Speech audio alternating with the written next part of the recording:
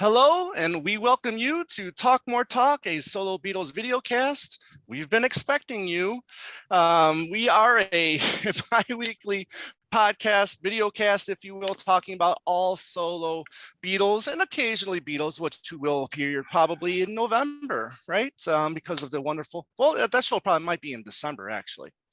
But anyway, October for the box set. Even October. October for the box set. There you go. Oh. So we've got a lot of Beatle talk coming up, but this is a solo Beatles video cast, and tonight we're going to be talking about Change the World, the latest Ringo EP. I'm one of your four co-hosts, Tom Hunyadi. You may know me from my other show, Two Legs, a Paul McCartney podcast where we talk all things solo McCartney. We have podcasters, YouTubers, authors, DJs, musicians, fans, all kinds of people on the show to talk about Paul McCartney. And Andy and I love doing it. But I also love doing this, Talk More Talk, with my three other co-hosts here. First up, she is the queen of, we discussed this 2 weeks ago, right, Ken? She's the queen of everything. Really? No, it's not even just the queen of the Beatles, it's queen of everything. Sums it up. Yeah, real quick. Real quick. To the point. Yes, yes. And she is the author of books like Songs We Were Singing, the guided tours through the Beatles' lesser known tracks, editing with our good buddy Ken Womack, Beatles, the fandom and the Beatles. And obviously we got Michael Jackson in FAQ, and she's all over the place guesting on podcasts all over the world. And she is the queen. She is Kiddo Toolkit. How are we doing this week? Doing great, Tom, particularly after that introduction. That's great. Hey, Joe. Hey, Ken, and hello, everybody. Hey, this is going to be a great show tonight. I think so. Next up, we got our longtime YouTuber extraordinaire who's been doing a lot of great videos, especially reviewing and ranking Beatles and solo Beatles albums. He does a lot of great Beatle finds. He's a collector. And you're going to see all of his collection there on his videos, and just a joy to have him on the show. And Joe Mayo, how you doing, my friend? Hello, Tom. Doing well. Thank you very much. Hello to Kit. Hello, Ken. Hey, Joe. Oh, hello. Hey, Joe.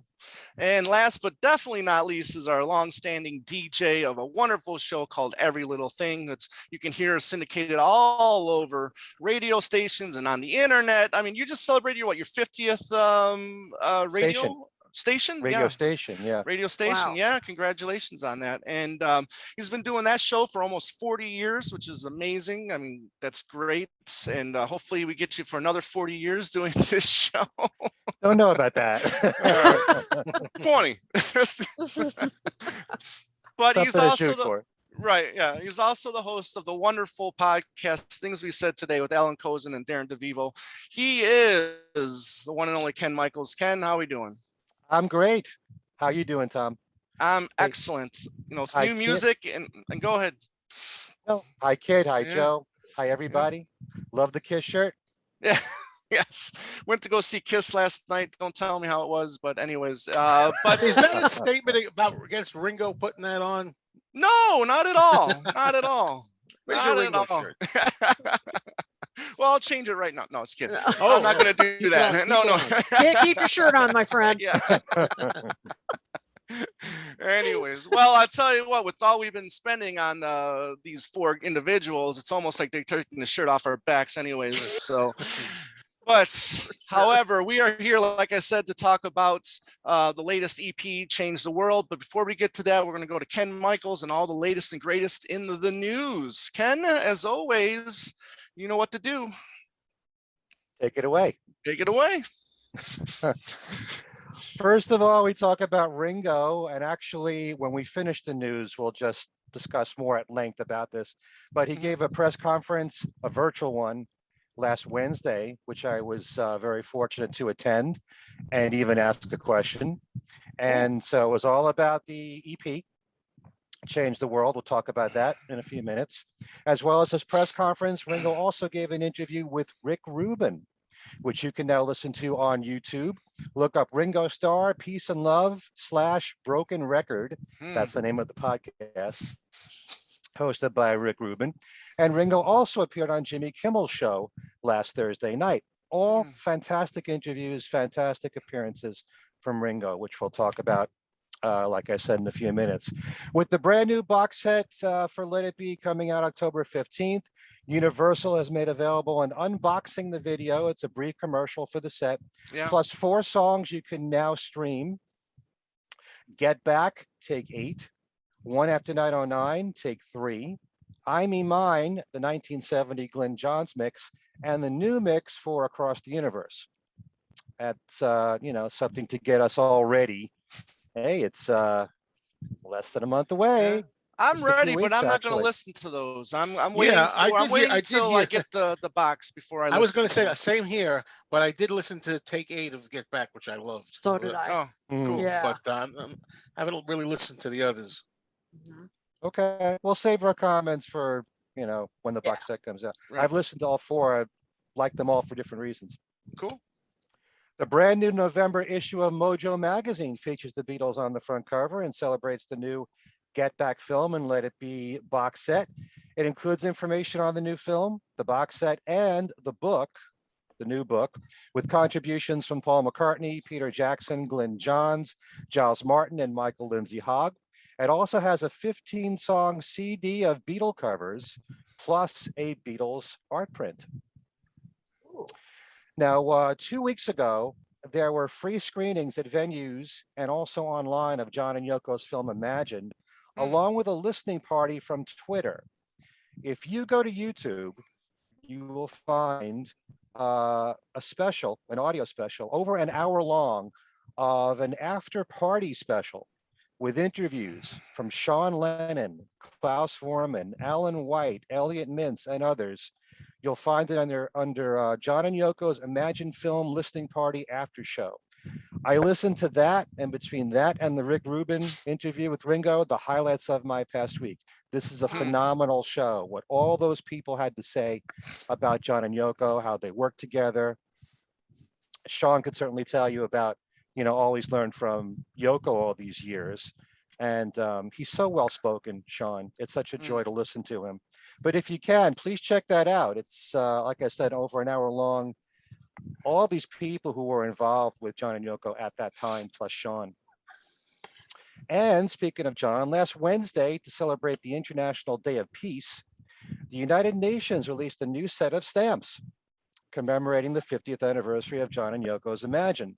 The souvenir issue features the lyrics of the iconic song Together with John's signature and 3 different photo portraits of John from different stages of his later life. I was just at our local post office, asked for it. They didn't have it yet. So I'm checking in on it.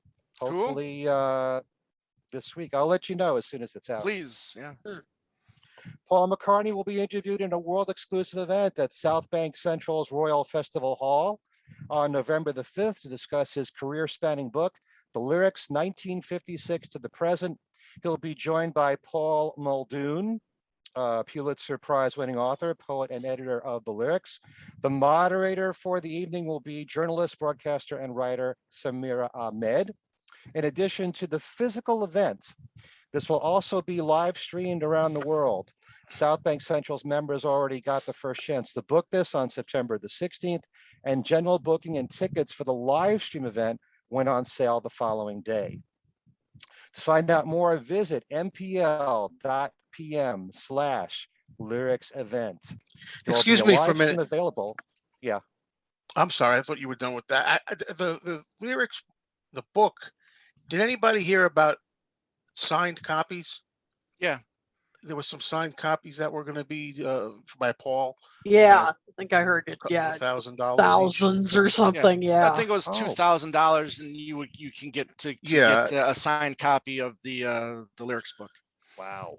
Yeah. Super expensive. Yeah. Right there. Yep. So anyway, for this, there's going to be a live stream. The live stream will be available from November the 6th to the 12th. The price for this is £10 for the UK and the rest of the world, and $14 in the US. All right, so it's going to be available after this, but only for people who have paid for it, the way they understand it. So you got to pay to see it. Yeah. Oh, okay. There's a brief 1-minute trailer for the book that has Paul in conversation with Bob Mortimer at the British Library in London, telling a story about what inspired the song Rocky Raccoon, that in his adolescence, Paul fell off a moped while on the way to visit his cousin Betty, and in doing so had smashed his lip. He and his cousin had called for a doctor who apparently was drunk and recommended getting a couple of stitches. The doctor only had a needle and thread, and he's trying to thread the needle, but can't see it. It ended up his cousin Betty threaded it. So Paul wrote about a doctor stinking of gin in Rocky Raccoon, which came from that experience. Pour away, mine host. Pour away, mine host. I'm sorry to interrupt. Jeremy says that very about that book, the lyrics book, very limited signed copies for 1,500 US with an alternate orange cover. Okay. Thank Well, you.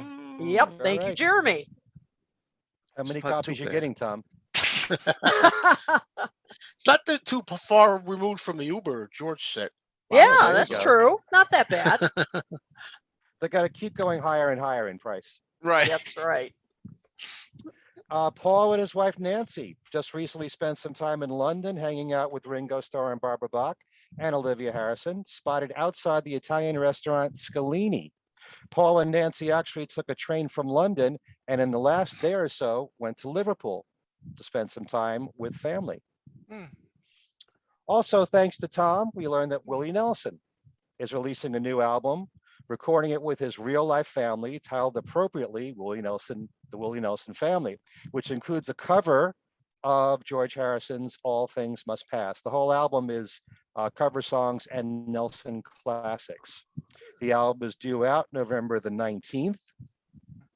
From the always excellent Facebook page, The Beatles in Print, Together in Solo, we learn of a new book coming out next year in October called With a Love Like That by Michael Feeney Callan. This is Amazon's description for it. Here, for the first time, is an intimate look inside the Beatles and their relationships with their muses, the women who shared the Beatles' lives from their teens through Beatlemania and to the breakup. In evaluating the lives of these storied women, the book charts unrecorded collaborations and startlingly revelatory autobiographical nature of the band's most famous songs. It also unfolds as an eye-opening alternative history of the forces that brought the Beatles together and ultimately tore them apart. So we learned about that, more than a year in advance. Yeah. This has been postponed, I think, for a year now. Seems like. Really?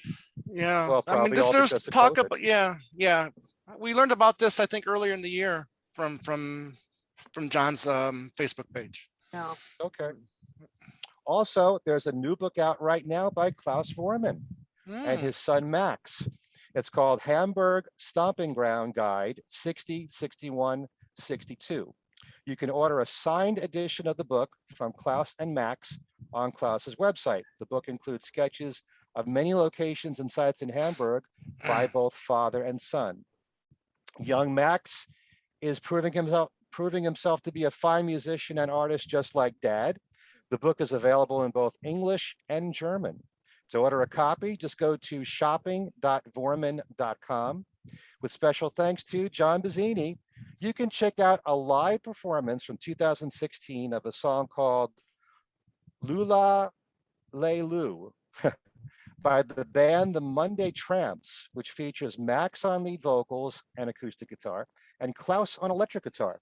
And the bass player in the band is actually playing a Hofner bass. This was a charity single at the time. Nice song, and Max sings pretty well.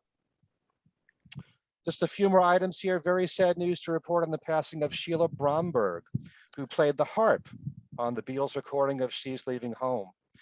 The Jewish Telegraphic Agency says that she was the first woman to play on a Beatles record. I didn't know that. She was an in-demand harpist in London.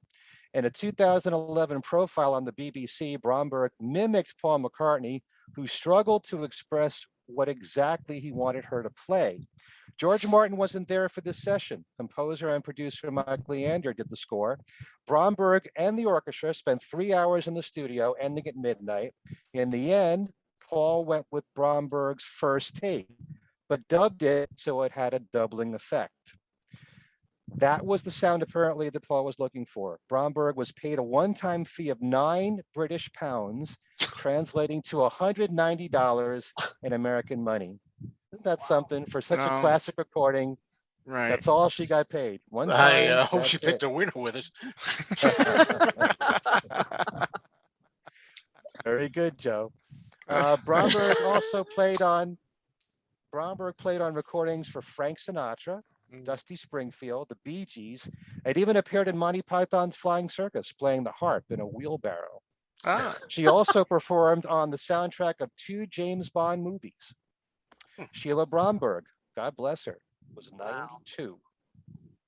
Very We cool. also note that, last Friday, September 24th, Linda McCartney would have been 80 years old. 80 years old. Wow.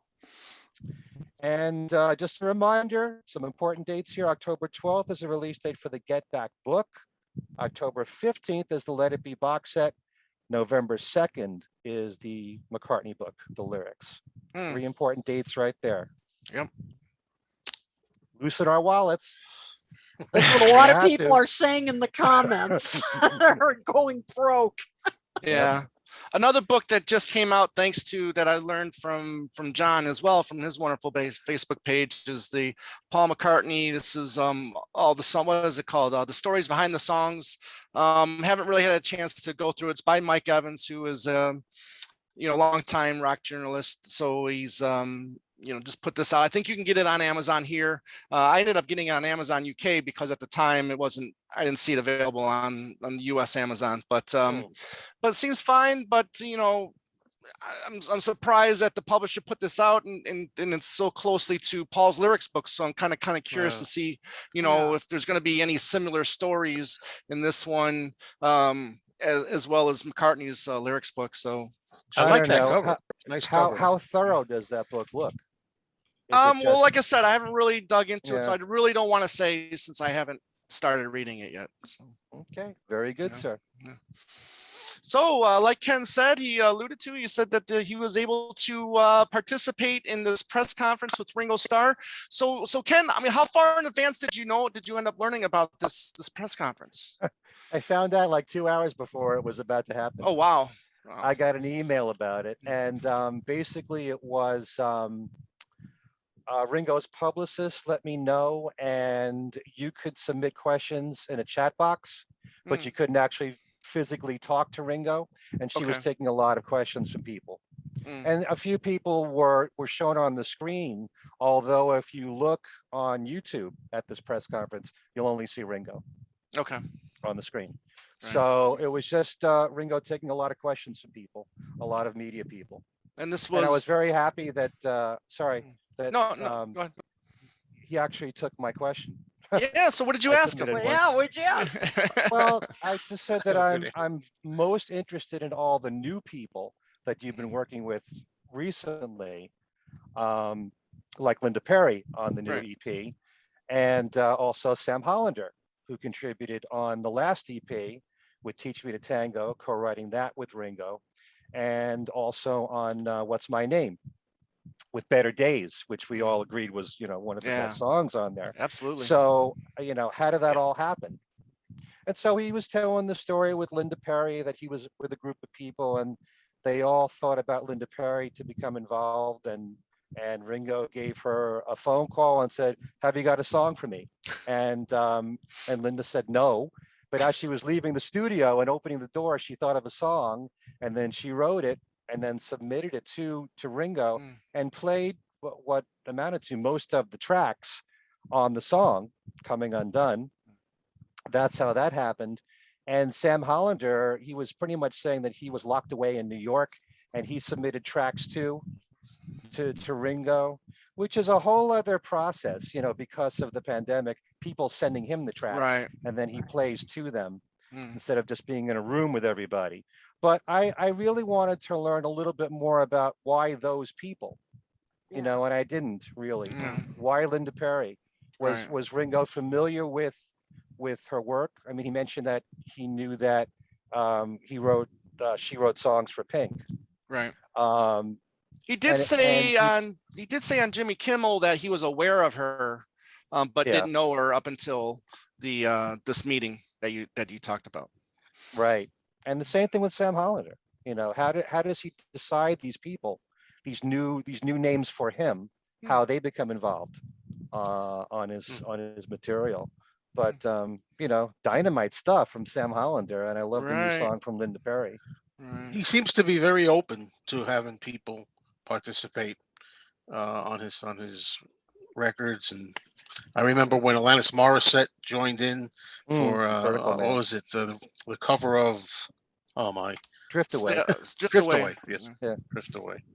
Well, it seems like a lot of people are just willing to do whatever it takes to help Ringo with the song. You know, I mean, look at all the contributions to the backing vocals of "Here's to the Night." You know, it's just, Right. you know, everybody wants Yeah. to, you know, Yeah, everybody you know, join in. tribute. Yeah, Yeah. It's Great. a who's who. yeah. Everybody's friend, Ringo. There you go. Ken, thank you. I thought for sure you were going to ask Ringo what it was like the first time in America. That's what No. I was counting on you asking. I would not ask the typical questions. No. No, I appreciate that. No, nor would I if given the opportunity. How long was the interview? It's half an hour. Okay. Oh, pretty fast. Okay. Yeah, but pretty much covering all 4 songs. Mm. You know, and also you knew that someone would write in about the Peter Jackson film. Yeah. And he's pretty much said the same thing in a lot of these interviews, that he's seen most of the 6 hours. And I was surprised to learn he also said that Peter Jackson still has some touching up to do. Oh. You know, That's because we surprised already me. have the dates. Right. We have the dates on Disney Plus. It's set in stone. That's So- cutting it pretty close. Yeah. I don't know Wow. how much touching up, but yeah, but the thing that impressed me most about, well, and not just this press conference, but all these interviews, is just he's so animated. Mm-hmm. I mean, he's so lively and sharp as a tack, and really enjoying whatever the conversation brings. All right. And he's talked so much about the Beatles, and you'd think, you know, that there are moments in recent years where he doesn't want to talk so much about the Beatles. He knows he's going to get Beatle questions, and here he's very willingly talking about them and openly, All right. and having fun with it. You know. Yeah. Mm. Which is great because you know, I get tired of Beatles stuff myself, but I think he knows over the decades now this is part of the routine. You got to get through that sometimes in order to get to the new stuff. Not always. Sometimes they just go right in for the current stuff nowadays. But I remember him. He wasn't too happy on Merv Griffin in 1981. He was kind of annoyed about that. We would show it. He was still drinking then, right? So he would be a lot more irritable.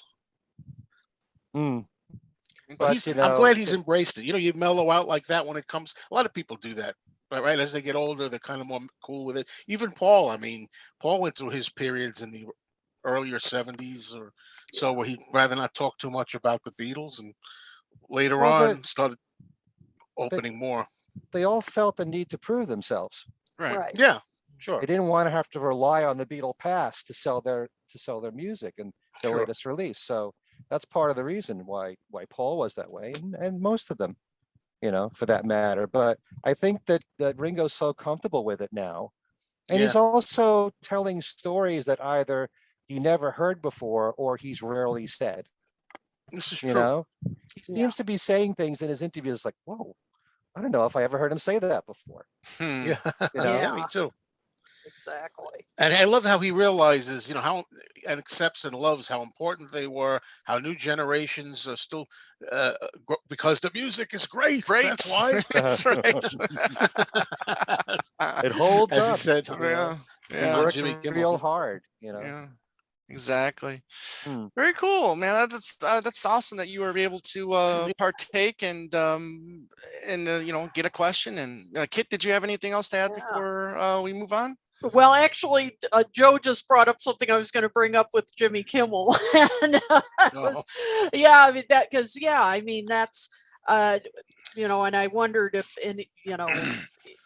if Ringo brought anything up Beatles besides the Let It Be stuff. I mean, was he asked anything beside that? Because I mean, he does seem to be, as you said, more willing to talk.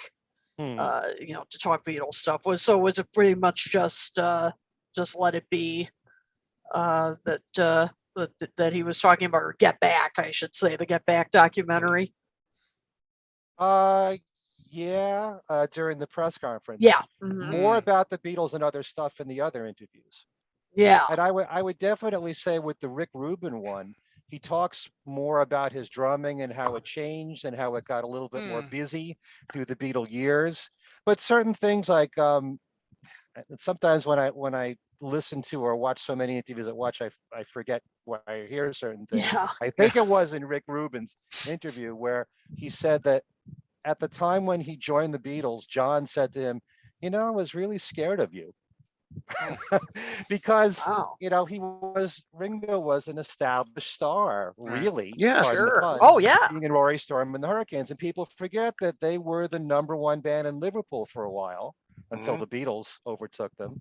So he was a celebrity. He was already established, and so just hearing Ringo say that John said that to him, I found to be interesting. He talked about Rory Storm and the Hurricanes in this interview. Oh, very cool. But, cool. Yeah, I haven't heard the whole Rick Rubin interview yet. I'm dying to hear nor it. have I. Yeah. Excellent. Very cool. Yeah. Excellent, Ken. Thank you for letting us know about that. As we talked about, it's great to talk about new music. I mean, we don't always get to do it. We've been kind of blessed from Ringo with these, the EPs here. Same with Paul giving us an album 2 years after Egypt Stations. So we've been able to talk about new music, which is kind of exciting because we want to just not talk about the old stuff. We want to talk about new stuff as well. So today we get to talk about Change the World, which is the follow-up EP to Zoom In. And I want to start off the question. Well, actually, let's take a look here. This is the CD booklet. Now, this was released on September 24th on CD and cassette. The vinyl will come out on November 19th, and that's going to be I believe a 10-inch vinyl EP, if you will. The booklet is just like the Zoom In booklet. You open it up once, and then you open it up again. And you got the lyrics, you've got the credits, who performed on what, and you got Ringo's special thanks and his peace and love, and they're just like every other, album. The CD, right there. And the back, hopefully all of you guys have it by now, and you've listened to it, you've dissected it, and you're ready to hear our opinions on it. But first, you guys, would you have just preferred him? I know we know the story. He want the What's My Name was going to be his last LP, and he says he was just going to work on EPs. And with the pandemic, we knew he was going to tour, but then those tours got canceled. Would you just been happy if he just did an LP rather than an EP? But it happened. That's the way it happened. Joe, I mean, I think you said you rather much have preferred an LP, him just wait it out and do an LP. Well, not exactly. As you're getting geared up to ask, I'm thinking I'm going to answer and say it really doesn't matter to me either way, as long as we're getting new music. Some people I know get a little bent and they say, "Oh, well, we're paying double the price. You got 4 songs here in this case, and you're paying a lot for 4 songs. I don't know, $13.99, maybe $12.99 for all those songs." Or the little songs. For all those songs. Last time it was 5 on the Zoom In. And it's funny, too, that Zoom In was done as a 12-inch record with the 5. This was a 10-inch record with 4. It's going to be a record coming out, like you said. I really wonder. I also wouldn't mind if he just did an LP. Sure. I mean, I take it either way. I just want the music. I love the fact that Ringo and Paul are both, as you said earlier, doing it. I always thought that those two were the most commercial. They seem to always do the most albums the most often. At least that's my recollection of it. It seemed. So it's great to have more of that stuff as they get older. And as far as I'm concerned, in both Paul and Ringo's case, for the most part, giving us good stuff. You know, it's not garbage or weak stuff. Occasionally, it might be one you don't like as much as another one or whatever.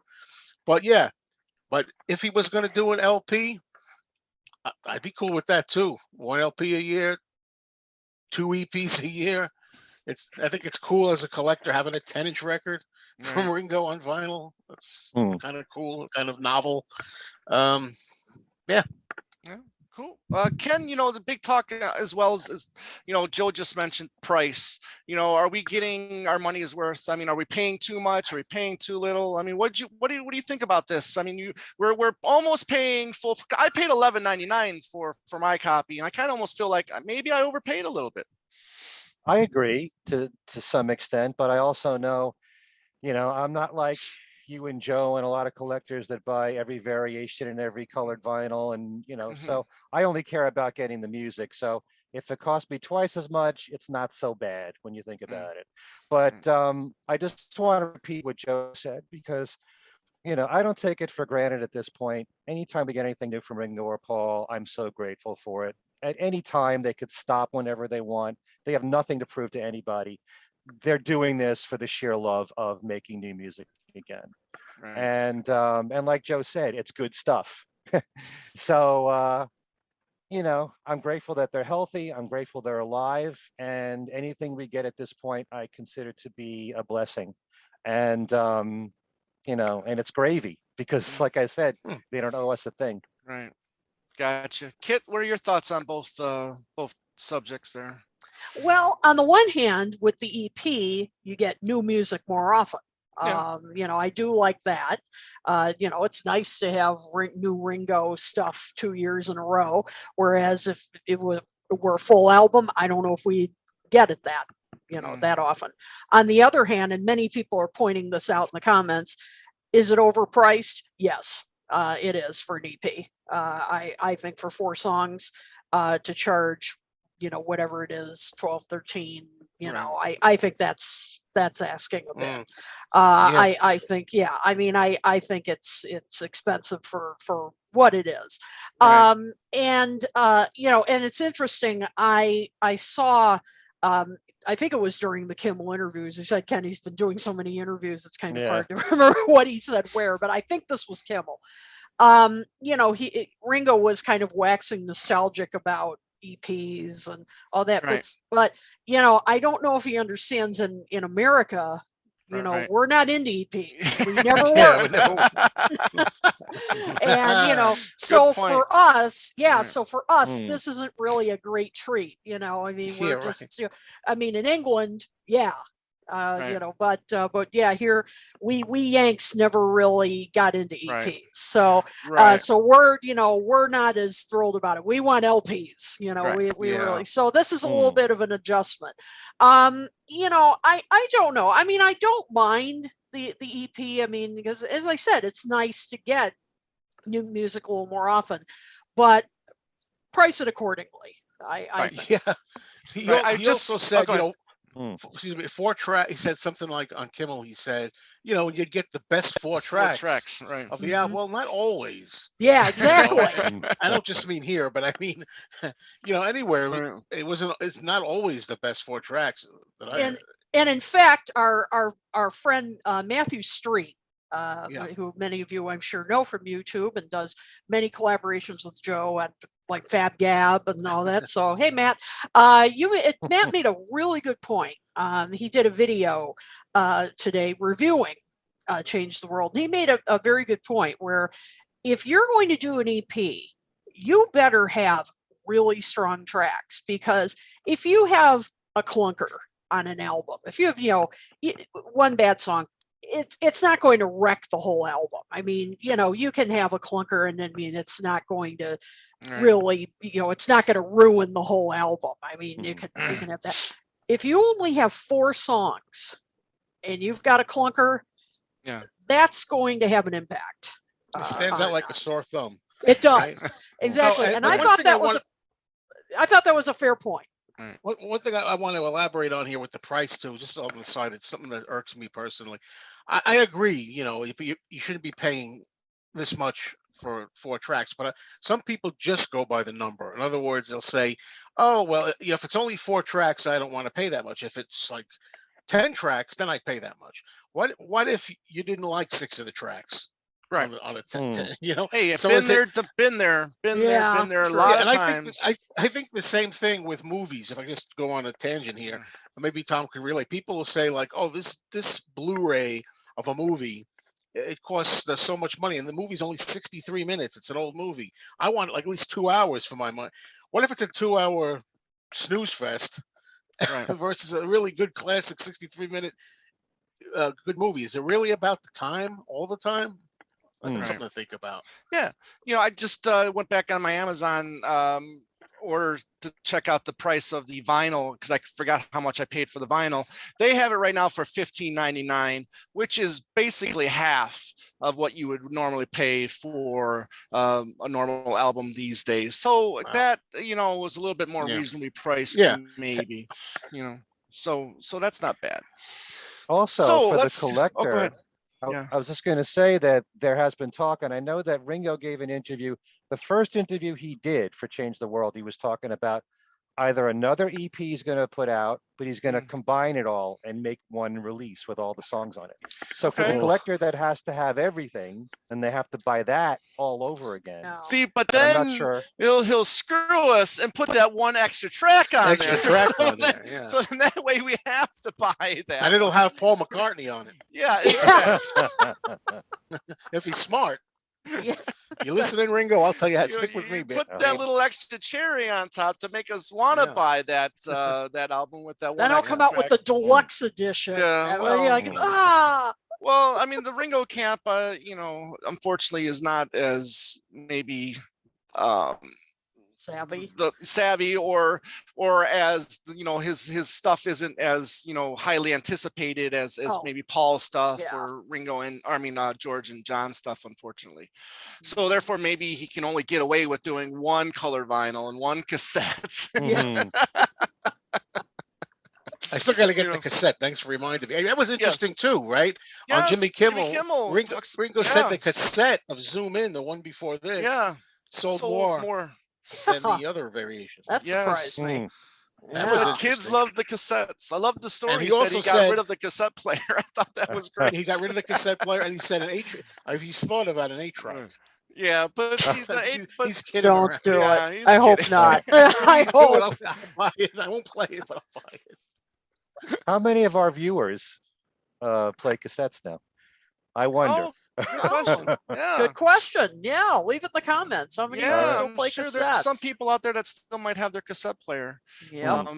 It's been probably 25 years or so since, 20 years since I've had a cassette player. I used to have one in my car about 20 years ago. So Yeah. Hmm.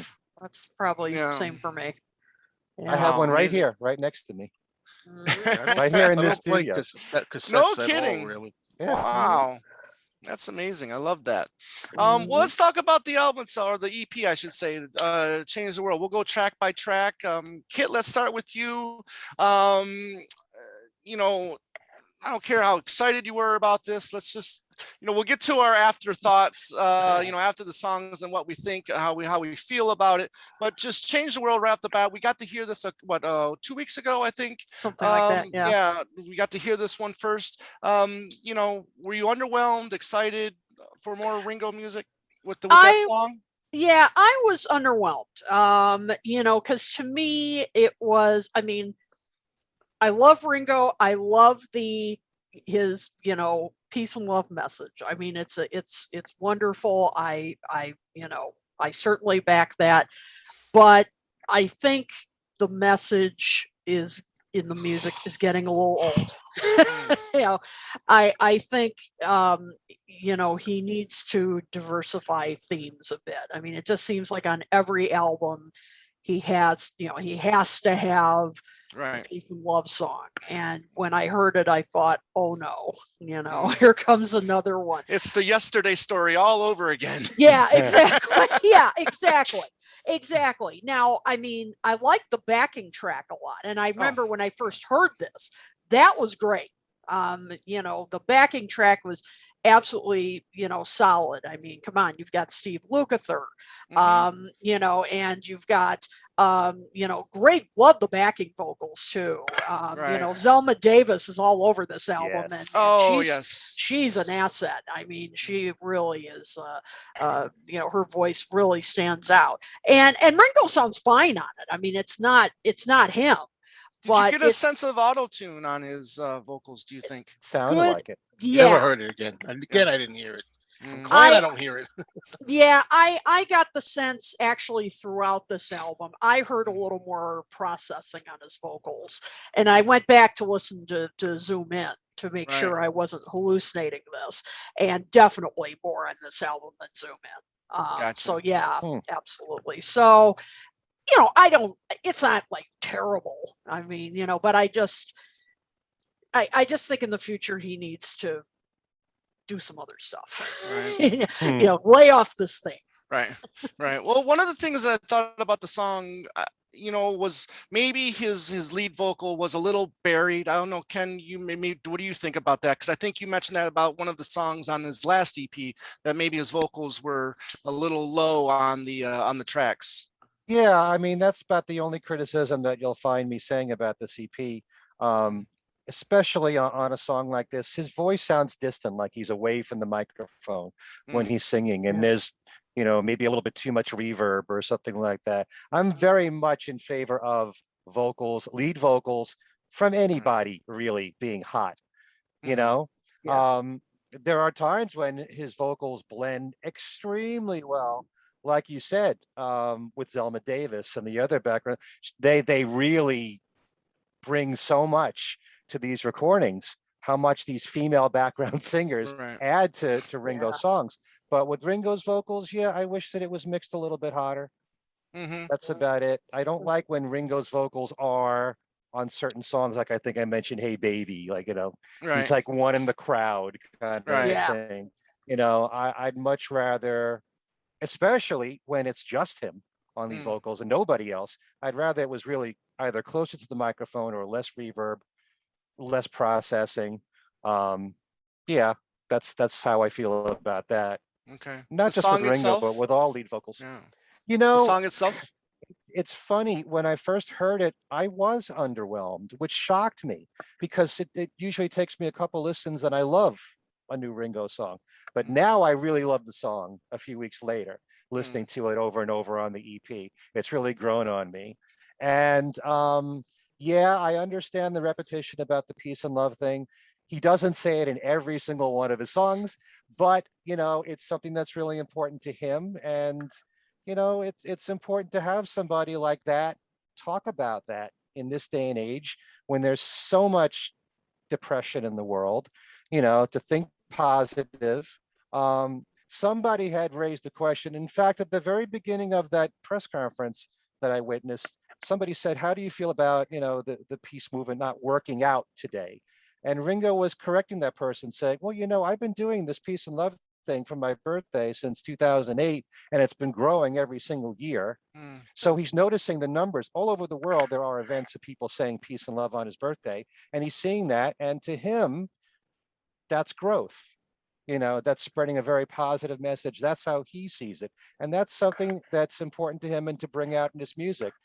If he does it in every song, you know, it can start to get on my nerves, but he doesn't do that. He doesn't do that on this EP, but everything is positive for the most part, except Coming Undone. Yeah. You know, one of the things I really liked right off the bat was the horns. But then, you know, when you look at the credits, I'm like, okay, who's playing horns on this? And it looks like it's got to be synth horns, because there's no credits in there for horns. So it looks like the Joseph Williams, who was one of the co-writers, you know, did that work with the horns. But they still sound good. They don't sound fake. No. To me, I mean, what do you think, Kit? Did they sound fake to you at all? No, they actually didn't. I'm actually kind of surprised that they weren't real. I mean, that's very good. That's those are the most authentic sounding horns I've heard. Authentic, fake sounding horns. Joe, your thoughts on the song? Well, for one thing, Ringo's birthday peace and love. That might really make him feel good. The idea that everybody at noon says peace and love, like that changes anything, a moment. But I got to tell you, there's a lot of division out there, and sadly, very sadly, not a lot of peace and love I don't see, and I hope it changes around. We got to change the world, but I don't know about this cliched song. I didn't like it when I first heard it. I've heard it about 6 times. It hasn't grown on me at all. I do not like it. I loved the last one, single, if you will. Yeah. Here's to the Here's to the Nights. Night. Yeah, that one I I have liked. to. I always feel like I have to qualify this because people who might not know me or watch me say, "Oh, here's another Ringo basher," of which I'm not, because I have to. I feel I have to qualify my opinion by saying, I loved "Give More Love," the album. I loved "What's My Name." That's one of my Yeah. favorite Ringo albums, number 3 on my list. Hmm. I loved the last Zoom In EP pretty much. It was a lot of fun. But when I heard "Let's Change the World," I'm surprised it's written by Steve Lukather and Joseph Williams because, Yep. it sounds like such a Ringo kind of song. Not writing it for him, with him in mind, but yeah, I just don't find it musically interesting, not lyrically interesting, kind of cliched, kind of forgettable to me. Um, I've heard it several times now, and it's just not, growing on me. This one. Mm. I really hope that we can get it together. We've been hearing these songs from the Young Bloods, right? Let's get together and all this stuff. Oh All these yeah. songs from the '60s and the '70s, and let's, peace and love. Let's get it together. I would like to hear something different from Ringo. I really would, like an album where it's all out, different kind of stuff. Yep. Having said that, boy, how much did I enjoy "There's Not Enough Love in the World" Yeah. on the last EP. So I mean, not enough peace. A little too much. Peace and love. You know what? No, but you Yes. know what I mean. I guess. Look, I guess I would feel differently if it was catchy to me as hell and a Yeah. really good single. I think I'd feel differently. Still would rather him try to branch out and sing about other things here and there. But yeah. So yeah, kind of doesn't. It's like a forgettable track to me. Just doesn't click. Mm. Not enough Fair love in the enough. world is definitely catchier. Yeah, I Yeah, agree. yeah. For Yeah. sure. Yeah. I For agree. sure. I do welcome the horns, albeit if they're fake or not, that's fine. And Kit, like you said, Zelma Davis, is just amazing, and we're gonna be talking about her again here soon. But Because she really her name, brought, Tom, her name sticks with me from the last EP. I mean, I was looking up who Yeah. is the because vocalist. I she wonder was on the who's she was on the last one She too. was a Yeah. standout there Yeah. too. Yeah, Yeah, exactly. so that Yeah. name Zelma Davis is like Yeah. in my brain from the last Mhm. Zoom In EP. It's a good. Rich Go ahead. Kotwicka points out that the horns, when you mention the horns again, that they sound way better than Wix's horns. I agree. Yeah, Oh no. they do. Let's not Battle of the start any Horns. fights here. Let's make sure the Wix I not, will not have listening. to say that the Wix, yeah, they do. I mean, they Right. sound way more, way more real. I mean, It sounded better say. than Deep Down on McCartney 3. Yeah. That's for sure. But anyways, no, I was happy. Besides his vocals being lower in the mix, and then with the power of Zelma Davis's backing vocals seeming like they're right in in your face, it kind of seemed it was like a little uneven. But the track was okay. I mean, I didn't hate it, but maybe I mean, I listened to this album like 20 times over the weekend, so I got a good feel for it. And but I like it musically better than I liked it lyrically. I'll say that. Exactly. I mean, And I Thank forgot you. to mention, you guys were right about Ringo's voice being too far distant. That's the first thing that struck me when I put the CD in. And I forgot to mention on the review of my own channel. But yeah, Right. yeah, I wish it was more to the fore, his voice. Right. Okay, let's move You know, on to. there's- Oh, go ahead, Kit. There's I'm one other Ken. thing, but Yeah. the lyrics of "Let's Change the World," I like a little bit because apart from the peace and love idea, he's talking about how music gets you through life. When Right. you're, when you have tough times and everything, using that angle. Yeah. So I like the song, for that Right. aspect of it. And let's face it, I mean, music has helped us get through probably many problems throughout our lives, so I Mhm. absolutely agree with you there, Ken. Gets a Yeah. great point that you that you just said. Track 2, Just the Way. Now, this was the one track that Starkey added his writing talents to. This was co-written by Bruce Sugar, his co-producer and mixer.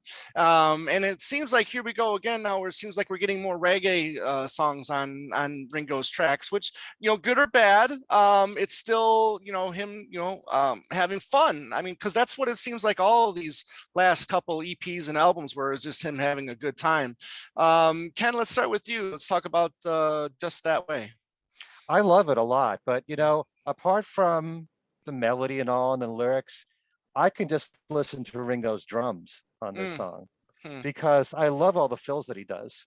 And the fills that he would do on a reggae song are going to be somewhat different than from a rock song. Right. So you get a whole different feel altogether. And I really think that he's enjoying doing this reggae stuff.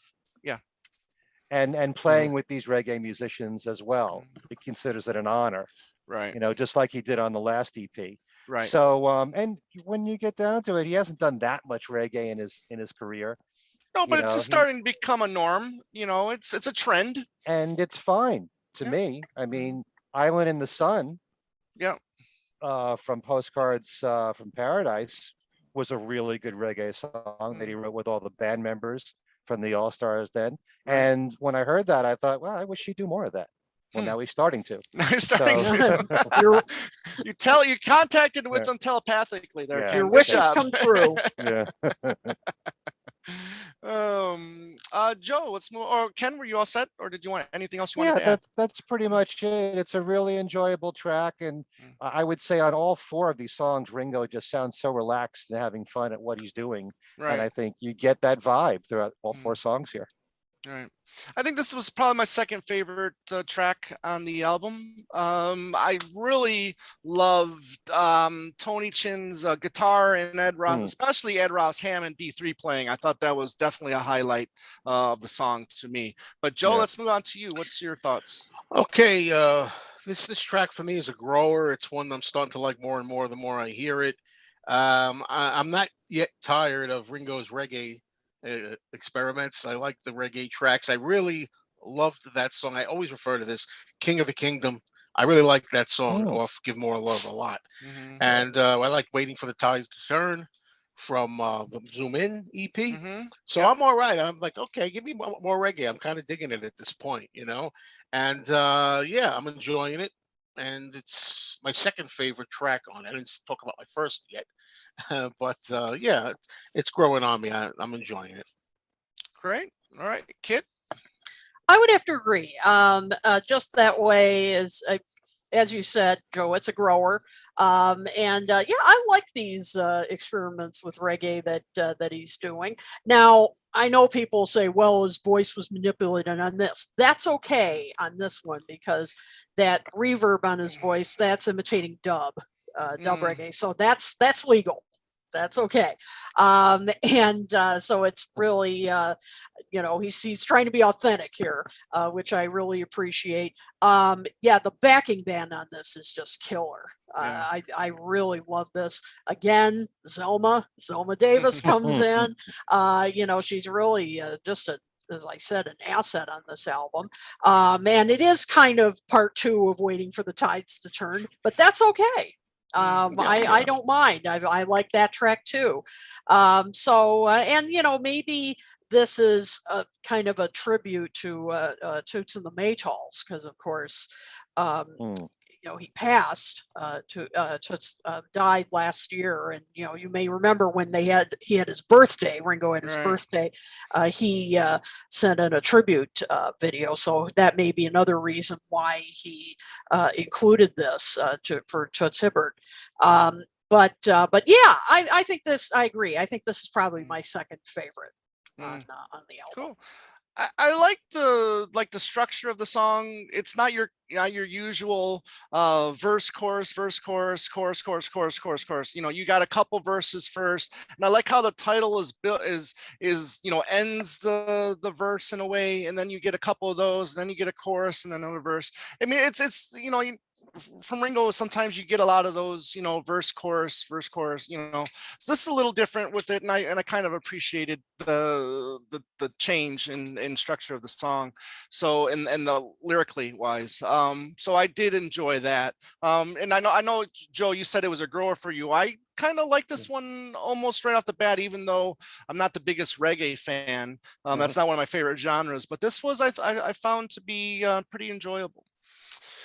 All right, let's move on to what I think is the strongest track on the record, and that's Coming Undone. And Joe, this time we'll start with you. Well, I agree with you. I think it's the strongest track on the album.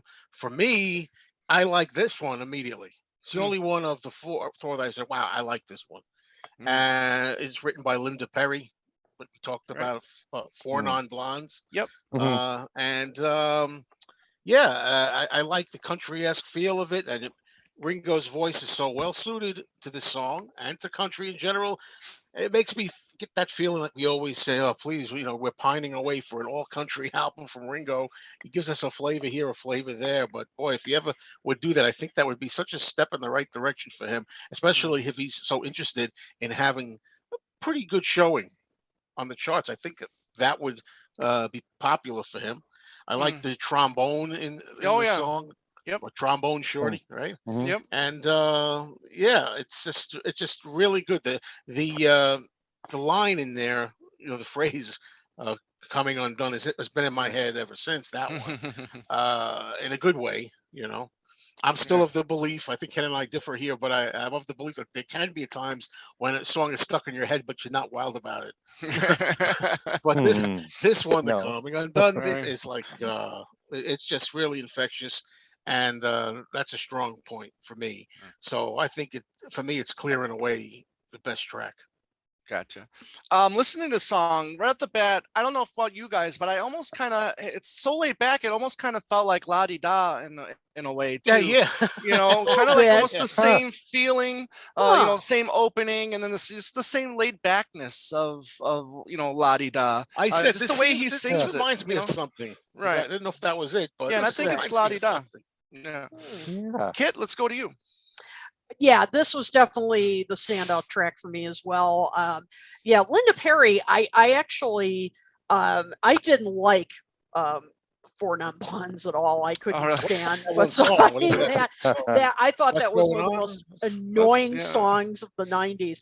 But as a songwriter and producer, she really won me over a lot more. I mean, the work she did with Pink and Christina Aguilera, and so she, I hope she does more work with Ringo. I really like what she did here. She wrote, the lyrics are a bit sad, but kind of quirky. A little quirky, so that certainly fits Ringo. Has, as you mentioned, Joe and Tom, a bit of a country twang to it, which I like. And and then Trombone Shorty. I am a big Trombone Shorty fan, and I've seen him in concert. And just like Tangent here, if you ever get the opportunity, go, because he doesn't just put on a concert, he puts on a party. I mean, it's like he's a little bit of, New Orleans jazz, funk. He's got a little Prince in him. He's incredible. So, not surprisingly, when Trombone Shorty stepped in, that solo he does is incredible. So he brings a little. Dare I say it's a horn? Yep. Yes. No. Don't say it. Big time. Don't bring that up Big again. time. That's why I love that show so much. It's so great that you don't have to stuff a sock in it. I'll tell you. That's right. A lot of tender memories. I think Joe got that right. And so he brings in some New Orleans swagger. I also like hearing Linda Perry's backing vocals. I thought that added a lot as well. So I hope she and Ringo do some more work together. I thought this was definitely the standout track.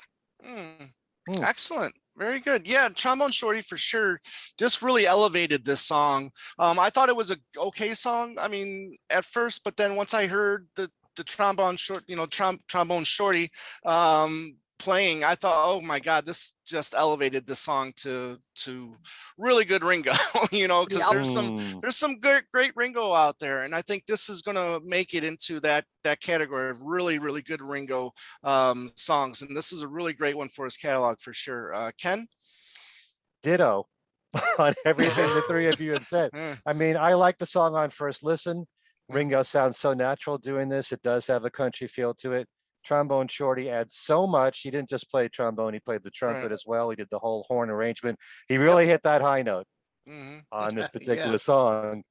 And yeah, the only thing that's frustrating about this whole thing about EPs is that if you're really into the songs and you're really appreciating them, you feel like it's not enough. And then you're yearning for the next one to come out.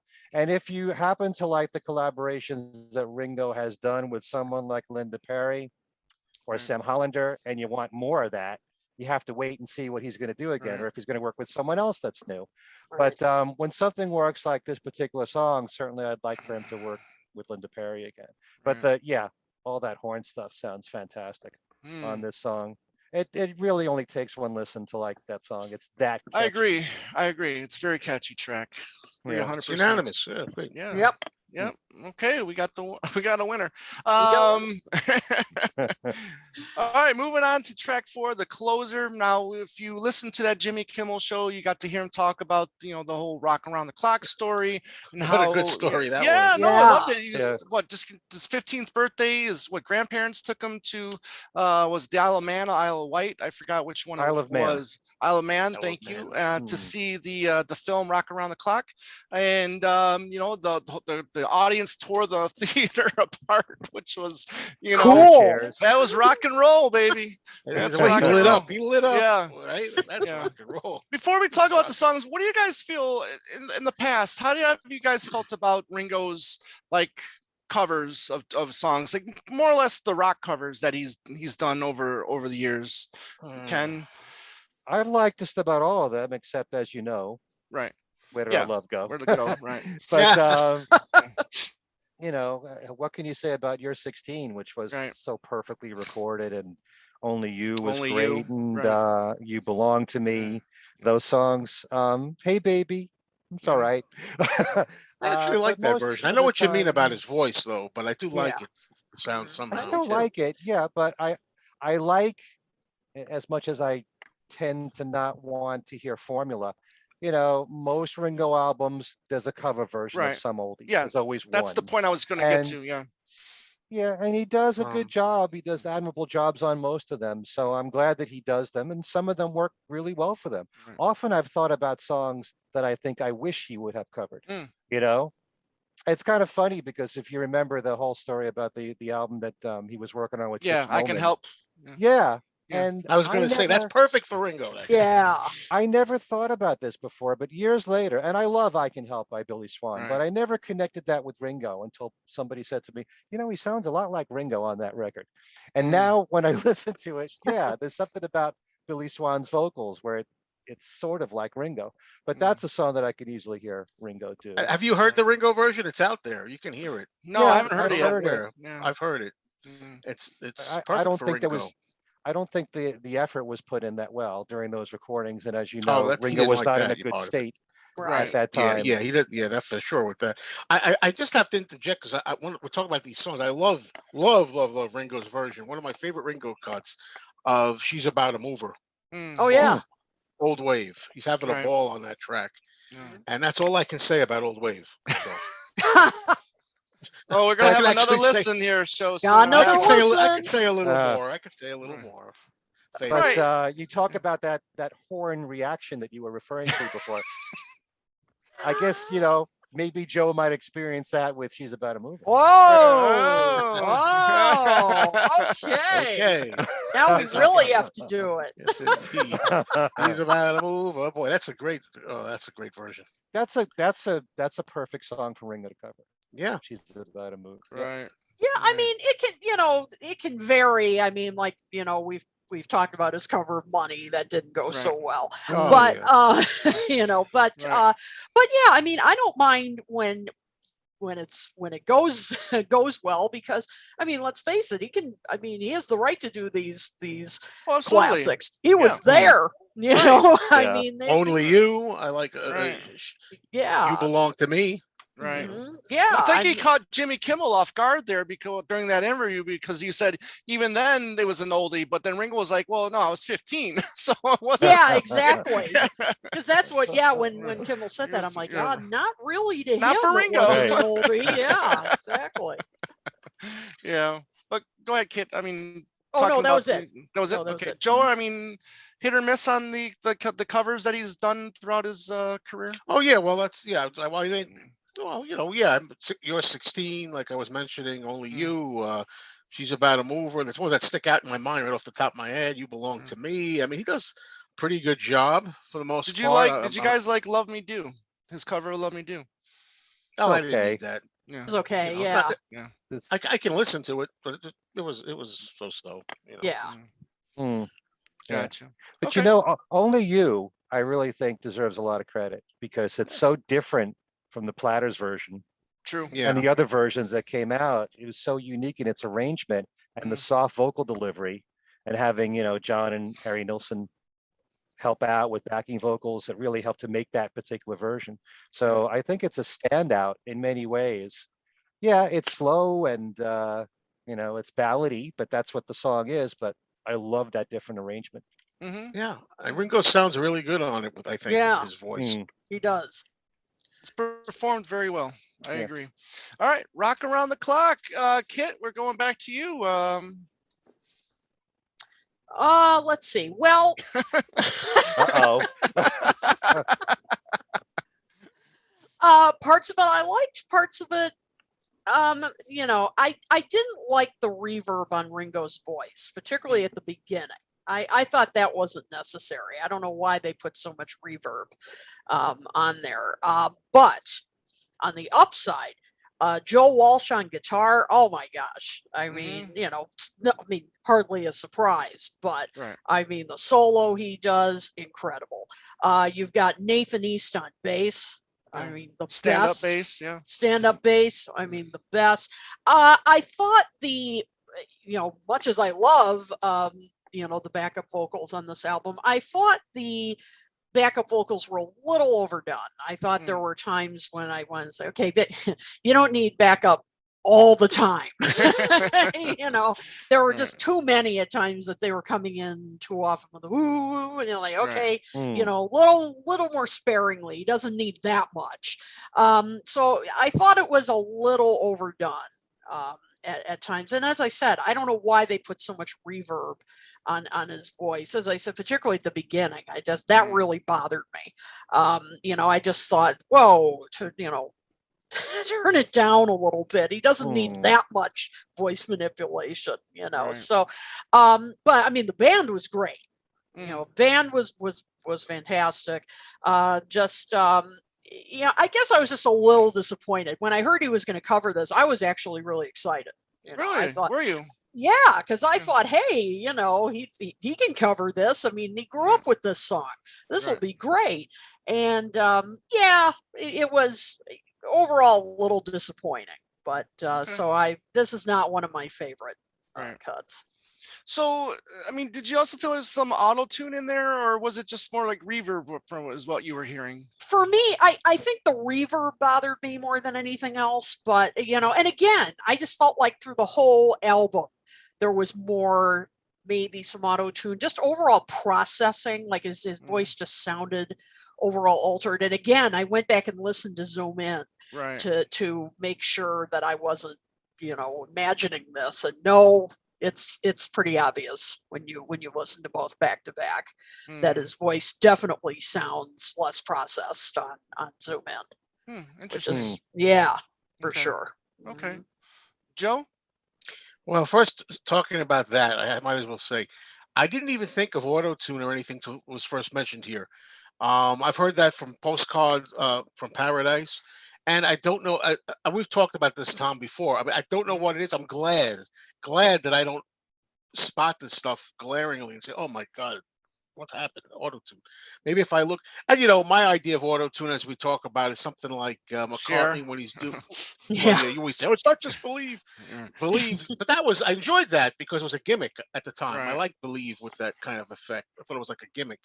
And then also, what's the other one? McCartney, Get Enough. Good enough, right? You Yeah. know, was like Yeah. really I exaggerated. mean, Very So I don't. obvious. over exaggerated. Yeah. Yeah, that's over exaggerated. I get it. These are over exaggerated, but I'm just glad I don't sense this when I hear like I didn't.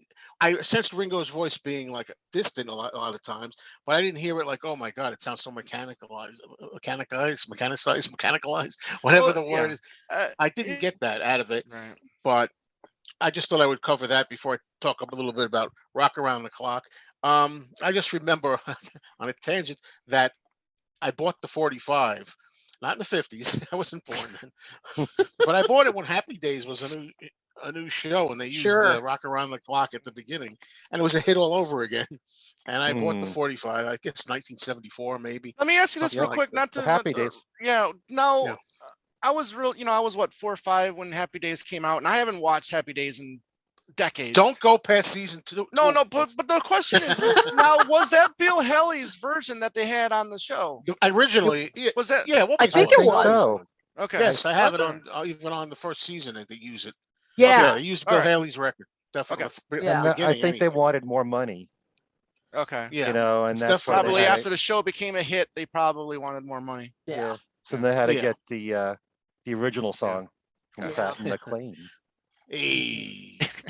So what can I say? Eat a font. Anyway, so I've always liked the song as a staple, you know, a rock and roll classic. Oh, And love when I it. heard Ringo was going to do it, I was like, I don't know, about this, but we'll see. You know, I was hoping it maybe be another original, a new track, not a cover.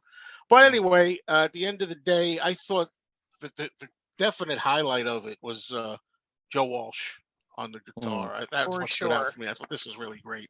That's to me the real saving grace of it. But I don't mean saving grace that implies that it's terrible or something. It's not.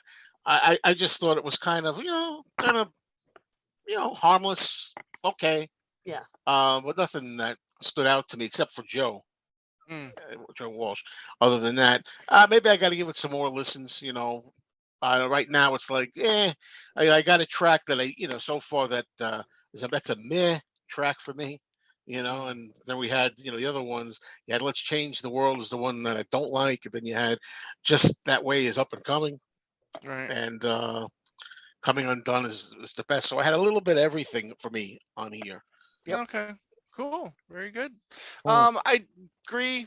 Joe Walsh, best part of this. Kit, I do agree with you about the backing vocals a little bit. Sometimes they were a little maybe annoying. Yeah. Not that they were terrible. I mean, they're No. obviously great singers, or they wouldn't be on the record. You know, hopefully. But yeah, I mean, at the time, so I just don't think they was needed for that particular song. Right. But I agree with you. But Ken, your thoughts? I like most of Rock Around the Clock. I love the fact that he covered this because it is a rock classic. I can automatically hear him singing this song. I'm not crazy about, like you said, the processing done on Ringo's vocals. Must be reverb, the reverb that's added to it. But I love the energy of this particular version. This band is rocking, and it Right. sounds like, this is like one take or just a couple of takes. They're not trying to have the most perfect take in the world, but this is what the band sounds like as it is. And it just sounds great from that aspect. The playing is really good. Mhm. Like you said, Joe Walsh is outstanding on it. I just wish the song went on a little bit longer. It's Mm. it's It like is 2 short. minutes and 10 seconds. I could have gone for a 4-minute version of this with more guitar solos from Joe Walsh. Yeah, but it's enjoyable. I'm glad that he did it, and I don't know what more to say about it. It's I like all 4 tracks on this EP, all in varying degrees. But just like anything else, like an album, there are certain songs that grow on you. And like I said, Let's Change the World, I wasn't impressed with in the very beginning, and now I love it a lot. So you never know Yeah, yeah, that's right. with You some never of these know. songs. I For the longest time. Oh, go ahead. Oh no, I was just gonna say I just wanted to expand a little bit on something Joe was saying about, auto tune and all. Yeah, for some reason, I know people have mentioned auto tune use on his past albums, and I really haven't caught it as much. But for some reason, this was the album Yeah, I that caught I it on could here. really hear it. Yeah. Please, I don't want to hear it. Well, I don't Except want. for the obvious, except for the obvious on money. Yeah, money, of Mm. course. Oh yeah, yeah. that's another example. Yeah. That That's was a good obvious. example. That was That's really yeah. obvious. And And I I think think that was a lark. A lot of that was a lark. I think so too. I think You know. they wanted it to sound They like wanted it that. to But be if like that's used how- properly, you Yeah. shouldn't be able to tell. I mean, especially when a singer's trying to carry a tune. That's what really this is, supposed to, benefit these singers. But yeah, when I was listening to this, I just thought, man, his voice just sounds really processed at times. And as I said, when I went back and listened to Zoom In, I just thought, yeah, I guess that wasn't my imagination. So this was really the first time, other than money, that I could Right. really hear it. Yeah. Maybe it'll be the next one for me. Yeah. Yep. Yeah, but it's interesting when you talk about those growers, or the songs that you didn't necessarily agree, they just didn't go with your ears the first couple times you heard it. Yeah. For the longest time, Ask Me Why, I couldn't stand. But then, at the one point, then just listening to the album, it was just like, oh my God, what was I thinking all these years? A lot of people say that about Ask Me Why. I always loved that one, but a lot of people do say that. Yeah. I love that instantly. Yeah. But having an EP, which is only like, I guess, 11, 12 minutes. Right. As soon as I got it, I'm playing it on my CD player in the car. And since I'm driving for an hour or so, that's like exactly. 4 or 5 listens. Exactly. Yeah. That's what I was doing all weekend. Exactly. You get to know the songs really well that way. And about auto-tune, it's a funny thing because I always thought I have a pretty good ear where I can spot it. And I certainly hear it in a lot of contemporary music, a lot of country artists, a lot of songs that are hits today. I can automatically spot it, but I didn't really hear it on Ringo stuff. And I rely a lot on my wife and my son, who both have perfect pitch. And I don't know if you know this or not, but if you have perfect pitch and you hear auto-tune, you can have a really bad effect, like a very bad headache coming from it, to the point where you can't block it out of your brain. There are plenty of times we've gone to a restaurant, we've heard music that has auto-tune, and they can't they can't just distance themselves from that and block it out, and they spot these things instantly. So sometimes I ask them, is there any auto-tune on this song? If I feel like it's close to it, there's like this metallic feel in the vocals. That's the only way that I can describe it. When I'm listening, when I think I hear it, I gather that. Yeah. But I interviewed Bruce Sugar a few years ago, and I did ask him point blank if there's any auto-tune on Ringo's vocals, and he said, yeah, well, everybody's doing it. So he doesn't feel like it's a detriment to the music. I think when it's overused, like you said, then it could really grate on you. Yeah. You said everybody does it. I didn't say everybody does it. He said everybody does it. Okay. Honeymooners. Oh boy, here we go. I was going to go on and on with that, but I'll end it there because we can go on. Anyways, final thoughts on the EP, guys. Joe. Well, talking about it tonight, it sounds a lot better than I was going to talk about it. Actually, you all seem to like it better than I thought we would. But to me, overall, not to be a little critical, I don't. You're not supposed to really compare things, but sometimes when you're listening to things one after the other, you can't help it. And to me, it's nowhere near as good as Zoom In. In my opinion, I think if we were going to make one album out of this, say 9 tracks, or maybe the next EP is yet to come, 12 track, 13 tracks or something, I think that a lot of this plays to me as like songs that would be the more average tracks on the album that would just kind of get lost in there, with the possible exception of Coming Undone. Yeah. But because to me that's what they sound like. They're kind of average overall to me. A filler. It's nothing great to me. It's kind of just there. This album, it's kind of like by the numbers album EP. We keep doing that, but it's just kind of by the numbers. As I say, the only 2 tracks that I kind of like really. I mean, I don't mind Rock Around the Clock, but 2 out of 4, and out of those 2, there's only one that I really like a lot. Whereas that wasn't the case with Zoom In, for example, or those other albums I named to try to save a little face, in recent years, because I like Ringo a lot, and I'm always defending him, and I'm always saying, give the guy a chance, because you may be surprised if you give it an open mind and listen to his stuff. And for Ringo, I think he's got some pretty good stuff in the last however many years that we can go back now, 20 years, 30 almost, something like that. Okay. But yeah, it's not it's just there, this album to me, this EP to me, kind of. It's not horrible, not terrible. Okay, fair enough. Kit? Boy, that's hard. You kind of said everything I wanted to say. Yeah, I mean that's pretty much it.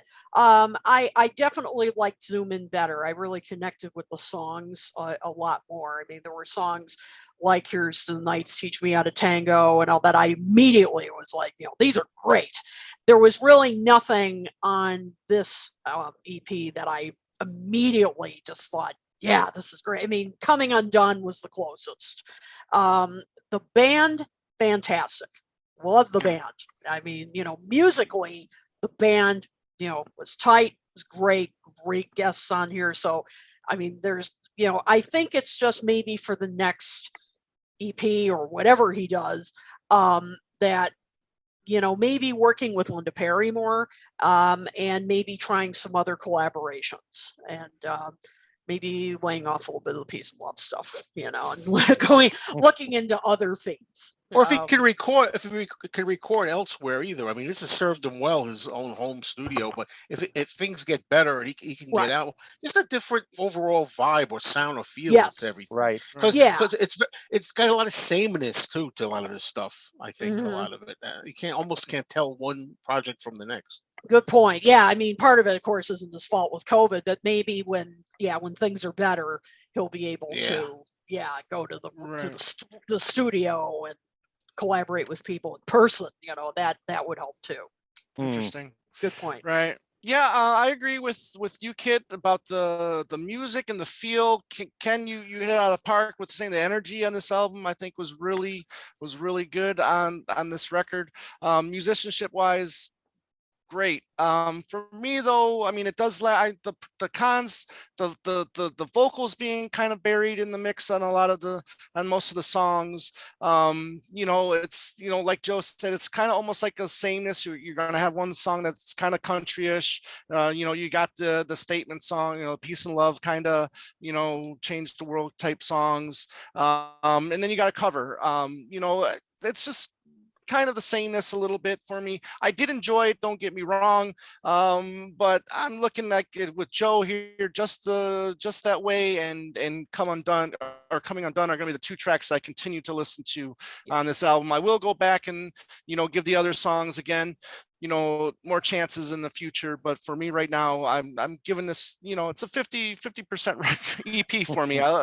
2 tracks I think are standout. The other 2, unfortunately, we'll need some more time. I'll have to spend some more time with, but that's my look on that. And Ken?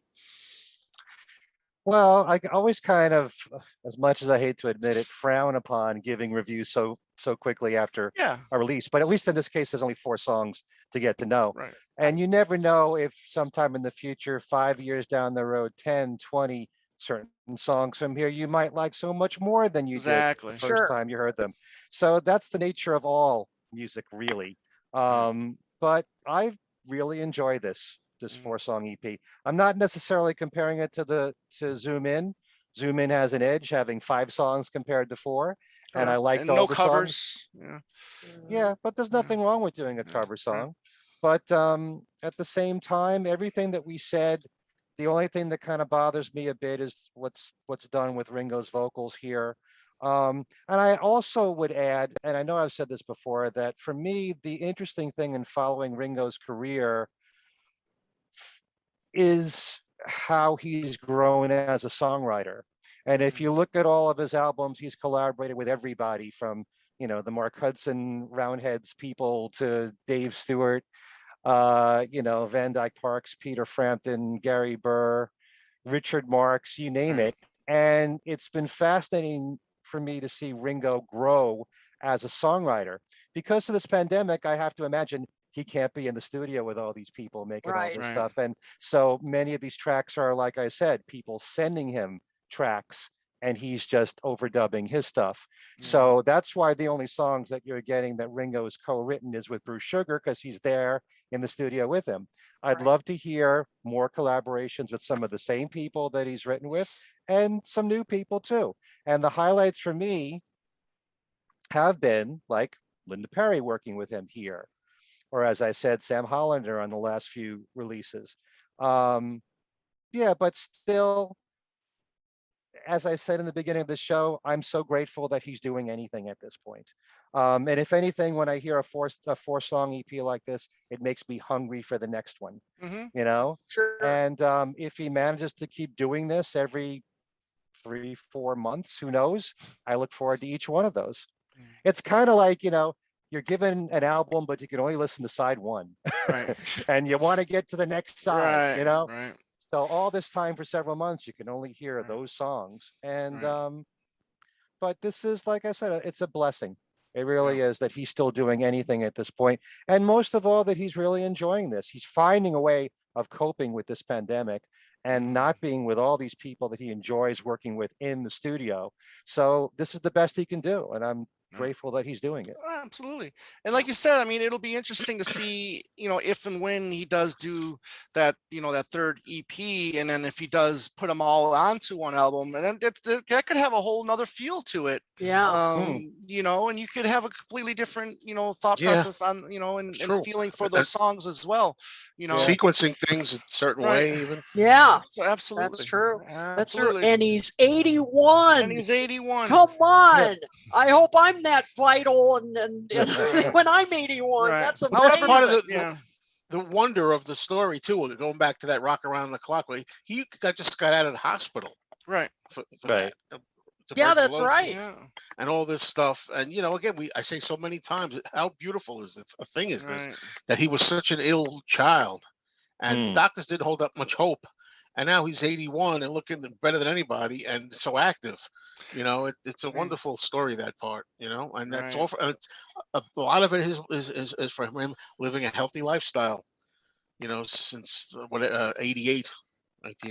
That helps for sure. The way he's taking care of himself, and all this is therapy for him too. He wants to keep moving. He wants to keep creating, performing, and keeping active. That's part of it too. The brilliance of Ringo is knowing who he is and knowing his identity in the world. He wanted to be in a band that makes great music, and he had that in the Beatles. He has it with the All-Star bands, and he likes making music and making new albums, or in this case, EPs. So he keeps on doing it. This is his dream. He's living his dream. And when he's not doing this, he tours. He mixes all that with his family and his friends, and that's his life, and this is the way he wants it. Cool. All right, well, that's our look at Change the World, Ringo's latest EP. Now, when he dropped Zoom In, we already knew that he was working on another EP, so we haven't got that announcement yet when he's going to work, if he is working on another EP at the moment. But Ken, like you said, you said you listened to the Rick Rubin interview with Ringo. Can you want to talk about that for a minute and you give your thoughts on that interview? Just that he talked a lot about his drumming and how much more involved it got in the Beatles as the group progressed. He brought up that same story about how John came to him and played to him an American record, and he said, "I want you to play like this." And Ringo said, "But there's 2 drummers on that record," and John didn't realize that. But it also tells you how good Ringo's ears were to pick that up too. But certain things, talking about Rory Storm and the Hurricanes, and that Rory used to jump off the piano and then land pretty close to where Ringo was drumming on stage, and how wild he was, and just the fact that he's enjoying, talking about this. It's almost like the memories are coming back to him for some of these Right. things, possibly. Right. And it's very cathartic for him all of a sudden. I don't Right. think, with all these interviews that he's been given, I never heard him as animated as I did in this interview with Rick Rubin. Wow. And it's really just something I would advise everybody to listen to, really. And it's something when you've got a musician talking to another musician, they could bring Right. out something more, in him. And yeah, I definitely recommend listening to it. Cool. And then if Did people he are tell joining the us, story? Okay, I go thought ahead. it was you three. No, he didn't. Oh, Thank goodness. Thank God. oh. If I people are was hoping joining there'd us be a late, bet from right? Uh. That was on YouTube, right, where you can listen to it right now, Ken. Yeah, let me just look it up right now because Rick Rubin has a podcast, which is called Broken Record. But if you Okay. look up Ringo Starr, Peace and Love / Broken Record, hosted by Rick Rubin. Right. Oh, okay. Yeah, all it's on there. audio only. Gotcha. Yeah, But it's just it's audio. worth Right. it's well Okay. worth the listen. Absolutely. Cool. I haven't heard the whole Definitely thing check yet, in. but what I've heard so far, Right. really And the cool. Ringo press conference is also online as well on YouTube. Okay. Modern Drummer put it out. Excellent. Modern Drummer. And Okay. yeah, everything you'd want to know about those 4 songs on the EP are on there. Right. Great. Let's we talked a little bit throughout this episode about the Jimmy Kimmel. Let's just talk about that briefly, real quick. He looked great, did he not? I mean, Yeah. just Wow. I mean, I love the longer hair. I love the longer hair. Yeah, I'm so glad he and changed that yeah, look. I mean, yeah. he's had that since '98. Yeah. Right. Cropped hair. '98. Yeah. Any highlights for you guys in this interview? Because he did say a couple interesting things. Well, the Rock Around the Clock story was great, right? I love the footage that they showed with Muhammad Ali. Oh, Muhammad Ali. Yeah. With the Beatles in '64. Yeah. Mm. I don't think I've seen stills a lot, or maybe a little bit of footage, but I think a lot of that footage I don't remember seeing. Not very often, of Muhammad Ali lifting Ringo up off the ground and stuff Right. like that. I don't remember seeing that, and that was pretty funny when he discussed it. And he had a lot of respect and praise for Muhammad Ali also. Very good. Yeah. That stood out. Mm. And Ken? also when Trying to just see. talking about Let It Be and Right. then he and Paul have said some of the same things, how there's been this feeling in the last 50 years that the film Let It Be really was what happened and what it was like and how depressing it was. But in watching all this video stuff, he's realizing all the fun that they used to have. Right. So, you'll get a fuller picture now with this 6-hour film Right. coming out in November. Mm. And, I can't wait for that. Yeah. He seemed Sure. really excited about it. Yeah. And Kit. I love he said, so, get your cozy clothes on and settle in. I love that. Yeah. But he curiously said, I think we were talking about this before the show, that he said, oh, the old film made this big deal about an argument between Right. John and George. And it's like, No, it's John and Paul. John and Paul. yeah, or John and Paul, is that what he said? Right. Yeah. Like, So he had to have no, misspoke. think, Yeah, he had think to you have misspoke there. Yeah.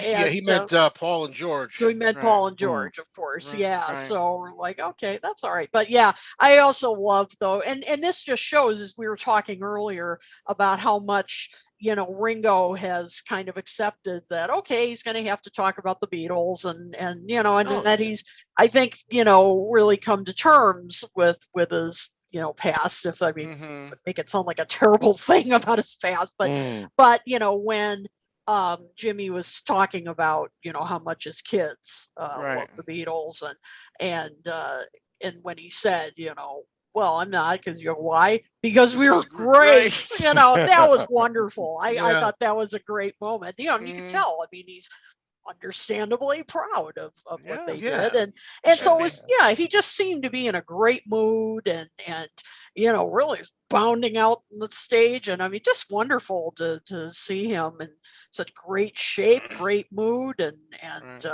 he's living his best life. Yeah. He's making the most of Absolutely. it, Yep, from absolutely. from this pandemic, Hey. doing the most he can. Absolutely. He could be a lounge lizard. I mean, he could be doing shows in Vegas wearing jumpsuits right now. But no, I mean, he's He's wearing jogging pants now on. yeah. That's Anyways, right. no, but well, we're all Great. happy that he's still here and making music. So any final thoughts on this whole Ringo episode, or we want to start telling everybody what we've been up to? Or Kit, any comments? Just wanted to, make a quick comment here that our good friend Beatle Ed is Hey, Beatle. tuning in right now. Beatle Ed from Fab 4 Radio. He said he likes the EP, Change the World, but that he would love to see Ringo do more country. Absolutely, no argument there. And collaborate with Willie Nelson. That'd be great. Yeah, so Did the one song. Yeah. Yep, Right one for exactly. me. That's right. That's right. And I meant to mention, I mean, Kit or Ken, you were talking about Willie doing another cover. He's done some really good covers of Beatles songs. He does Great Something. He does, Yesterday. He did One After 909. So I mean, he's familiar with the music of the Beatles, and just like everybody else, really appreciates what they've done to the whole music scene.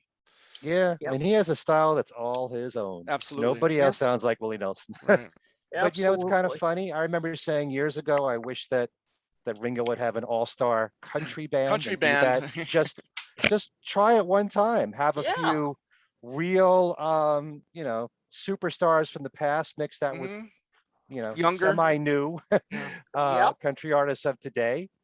I think that would be interesting. Yep. Agreed. Yeah, anything else, Kit? Yes, want to give a shout out to Robert Henry here, because he's a defender of the Change the World EP. He was a couple times said, "Wow, harsh." So that's okay. That's why we all have different opinions. Exactly. That's cool. Exactly. Glad you enjoyed Hello, it. Robert. Yep. So hello, and glad you enjoyed it. Joseph, Joe Montaneo, good longtime listener of ours. Hello, and said, his next EP should be all country songs or all reggae songs. So that'd be there. You go. That'd be interesting. Let's see. Yeah, and Robert added, I suspect the entire EP will grow on people, especially if the next one really stinks. Well, that's one way to put it. That's one way to put it. Marvin G. Hey, Marvin. Good old Marv.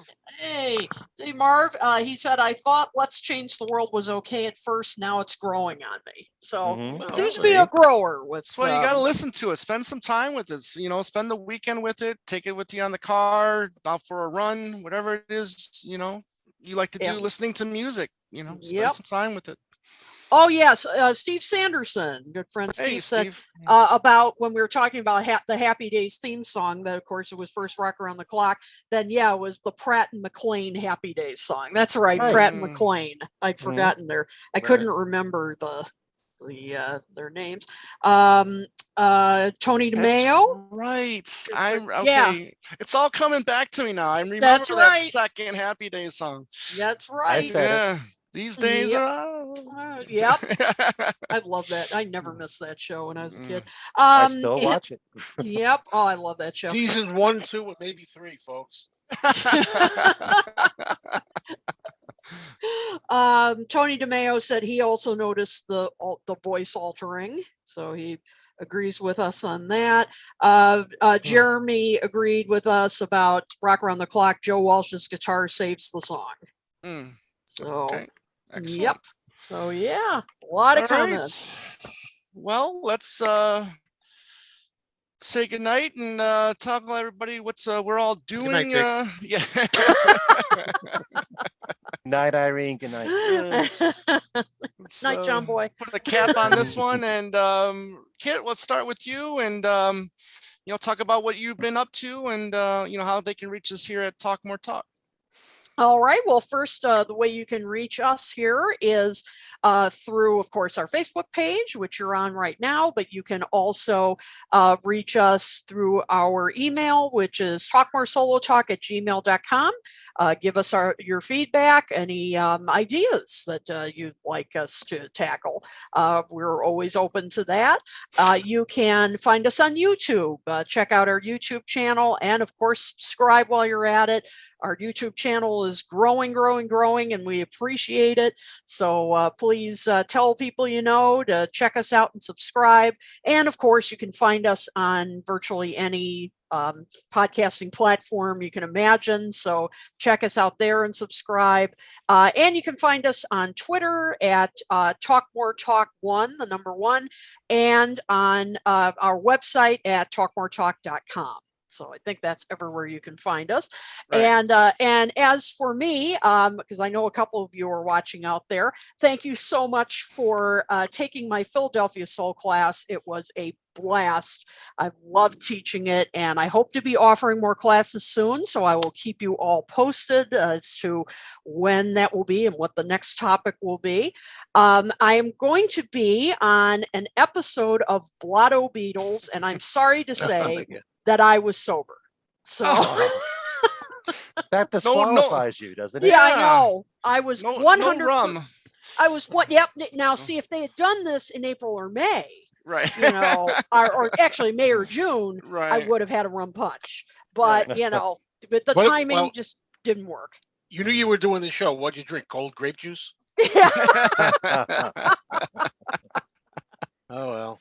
Let me guess. Honeymooners? Oh, you can't see it. There we go. Bottle That's of wine what there. But anyway, that episode should be up very soon. I will let you know when. We talked about 1 after 909. We talked about a lot of other stuff too, but that was the main topic. We talked about the song. The song, yeah. The whole show. They dissect one song per show. Okay. And we talked about a lot of other stuff too. Right. Did any of them end up falling asleep from drinking too much? They did not. They stayed awake. They were happy, but they stayed awake. They were happy just for reading the label. But you know, but it was fun. It was really fun. So you'll enjoy it. And then this Thursday, September 30th, I'm going to be doing my monthly show. So, and I think it will be outside. It'll probably be the last time this year before the weather turns. So that'll be at 6:30 Eastern time on my Facebook page. So it'll be just talking about what I'm up to, and of course we're going to talk music. So come on and drink your pumpkin spice latte, beer, or whatever it is that you like to drink, and join me for some fun and conversation. So, so again, 6:30 Eastern, Thursday, September 30th. Love it. Thank you, Kit. Joe, let's go with you. Okay, please subscribe if you haven't already to my YouTube channel. Mean Mr. Mayo. What am I supposed to say? There's nothing else I can talk about here. There was somebody, Mean Mr. please Mayo subscribe on YouTube. Please subscribe. No. And also on that channel, you will find a show that I do with Matthew Street called Fab Gab. And we do all kinds of different stuff, talk about different topics, but do a lot of album rankings. And it's usually on a Sunday, but it's going to be a while before we do another one because we have to get our schedules together. We might not be doing another one till mid-October or something, right around the release of the Let It Be, deluxe edition that's coming out. Don't know what the next show is going to be about, but we just finished one not too long ago. If you want to go back a few videos where we ranked the songs from the Imagine album from our least favorite to most favorite.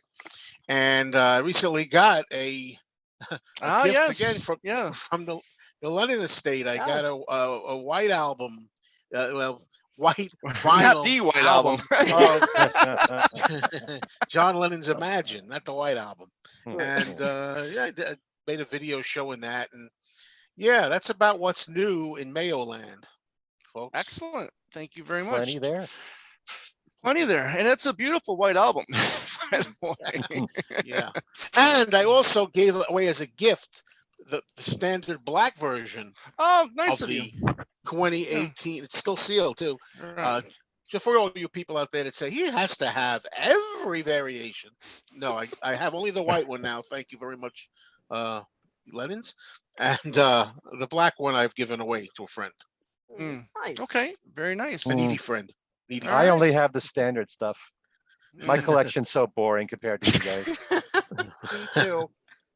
But this is my entire house now, just this one room. what you see behind me.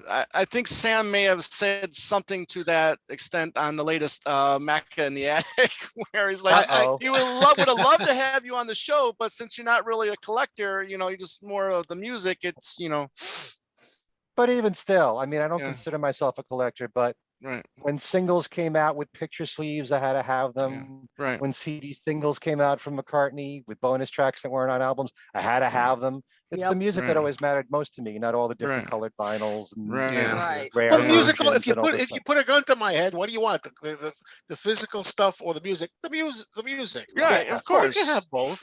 By the way, Yeah. Ken, I was just thinking. I was looking at your background there again, and I was thinking you might want to hire. There's a good interior decorator in Andre that I know of. He'll decorate for nothing, for free. We'll I cost you a might, cent. I might take him up on that.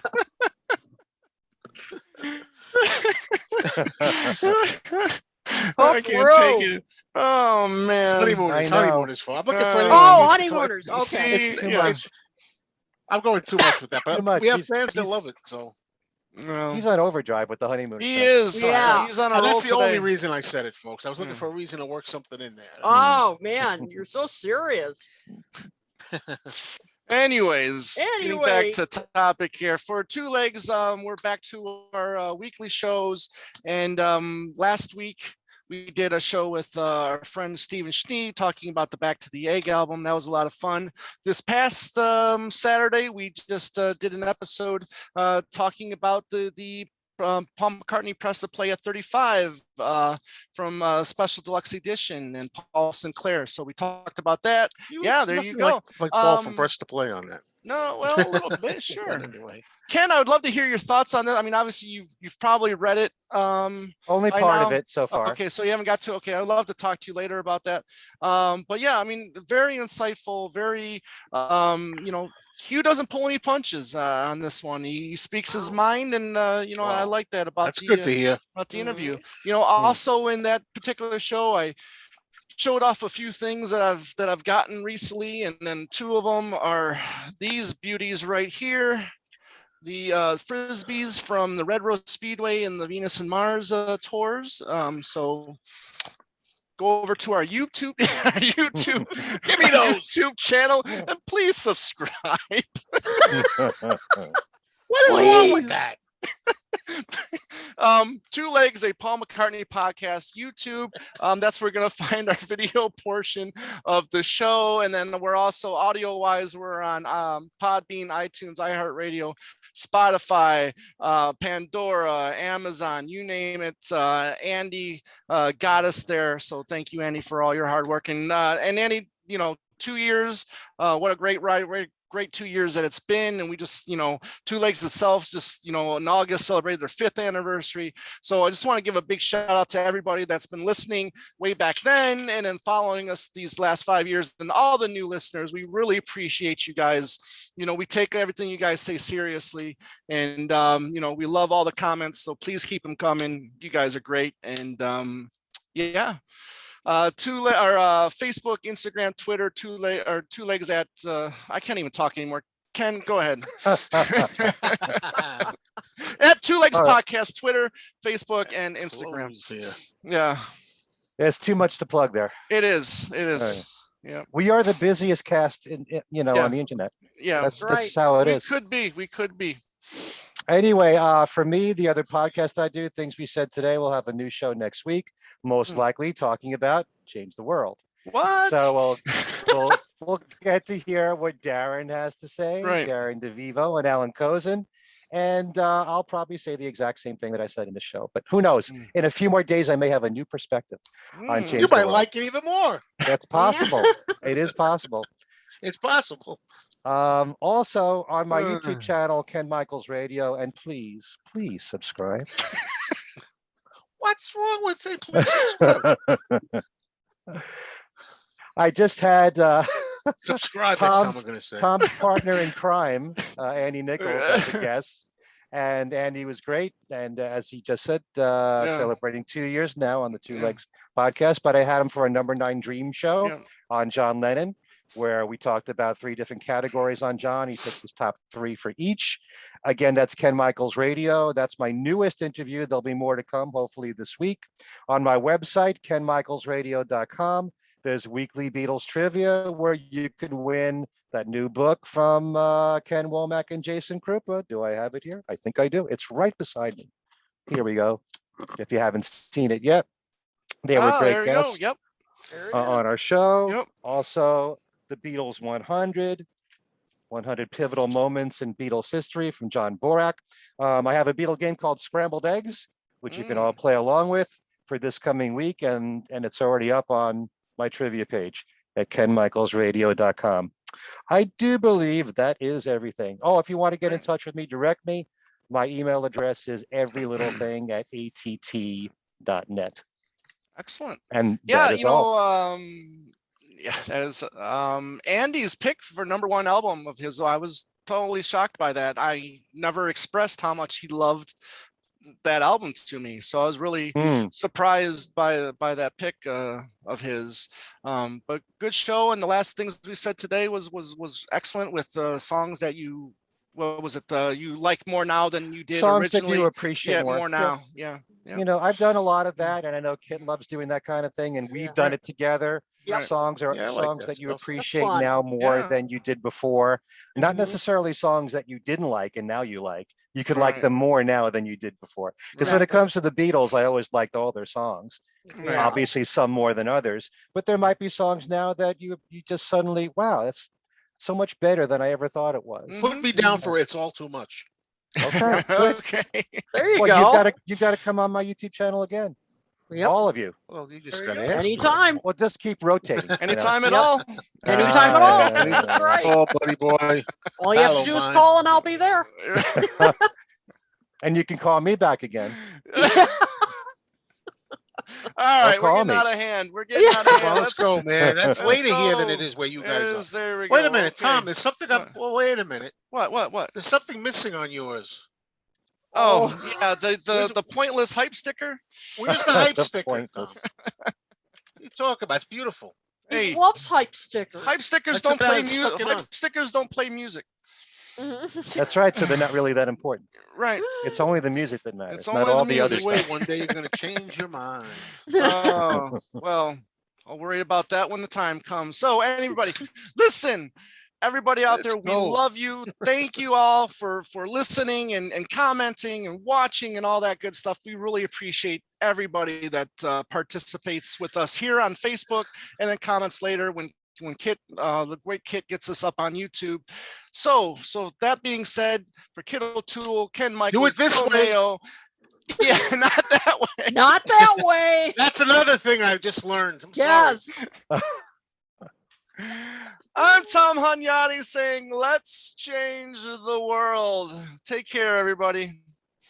Peace and love. Peace and love. Peace and love.